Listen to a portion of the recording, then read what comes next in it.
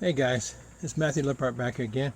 Hey, I'm going to do another little quick video. I was out working today, and this old 99 Ford Ranger, the AC quit working, the blower quit working, the compressor's still kicking in, the blower just quit working. So I think it might be the blower motor. First thing I'm going to do before I get into that is I'm going to do check all my fuses, and then I'm going to check some relays, swap some relays around, and then I'm going to get my test light out and see if I got power going to the blower motor, and if that all tests, then I'm going to go ahead and turn the blower motor off. But do me a favor, go ahead and like this video, smash that subscribe button, will you? Helps with these YouTube algorithms and helps build this channel.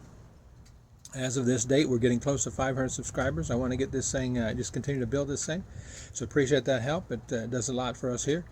And share this video with anybody you know that has a Ford Ranger in this around this 99 era. It's a good old truck, but they're getting old. So I'm going to go ahead and turn this thing around and get started.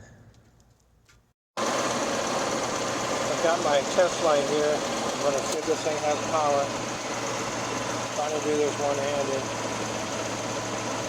Okay, it's got power.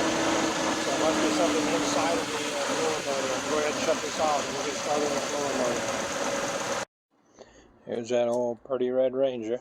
I'm going to start here by getting rid of the air box. I'm going to take this clamp off here with a flat head screwdriver, and then I'm going to unhook the mass airflow sensor, and there's two clips here, and then I'll come back and I'll get this top of the air box out, and then we'll pull the bottom out. Okay, the top air box is out, and here's the bottom half. There's two, looks like one's not in there real good, but there's two pegs right here that go down into grommet there, and then there's two here as well. It takes a pretty good little tug. I may have to do this with both hands, but it takes a pretty good tug to get it pulled out of there. I can't do it with one hand, so I'm going to do it off camera. Pull it straight up this way, and then it comes out toward the engine. As you take this thing out, I had to kind of contort it a little bit because it has these two little grommet type things here that go into these two holes, this one and this one. And this piece here, the air intake, also comes in out of here. So you got to kind of contort it. You had to kind of come out this way towards the water box, and then out toward the engine as well to get out of there. I'm going to go ahead and put these things back in the holes before I put the air box back in. I think that's going to make it easier. Now I'm going to remove the washer fluid and reservoir and the overflow coolant reservoir. There's a nut here that's 11 millimeter. There's a bolt here that's 10, a bolt here that's 10, and then there's a bolt right down there that's 11 millimeter as well. This one over here is broke already, but I'm still going to take it off. I might just go get a big washer and put on there to help hold that in when I put it back together. But there's the blower motor. I just want to get it, get some of this stuff out of the way so I can get to it easier. I just moved that back out of the way to give me some room. I've already taken the wire connector off. Just push this tab back, and it comes right off. There's a little air breather here that's going to have to come off. Just pops right off at the bottom. Now, there's 4 bolts that take 8 millimeter socket. I'm going to go ahead and pull those out, and then that thing should be out in my hand. Okay, I figured out that it's the resistor here. I'm going to show you how I figured that out. I got my ohm meter, or my multimeter set to ohms. So when I put this on this one here, this spring here, okay, now it ain't going to do it. Let me see here. Now it's making a liar out of me. I got to keep moving this thing. If it doesn't read nothing, it just reads that 1 plus there. Okay, we gotta, it just gets all over the place. Drops way down. So I go to the same. It's not a resistor, but here, see, it's a lot higher number. Okay, so then I flip it over, but it still reads. It's higher number. Flip it over and come back up to this one. I think this resistor on the old one reads nothing, nowhere. Okay, I come over to the new one, and it reads. So I got a good reading here. And I checked the blower motor as well. So just by this test, I figured out that this is bad, so I went and got a new one. I'm going to put it back together and test it.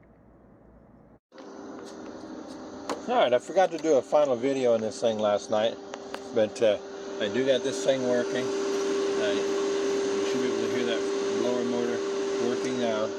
But the one thing I did come across, I got everything put back on, and I checked some relays for early on. And what I did is I came into this little fuse box here inside the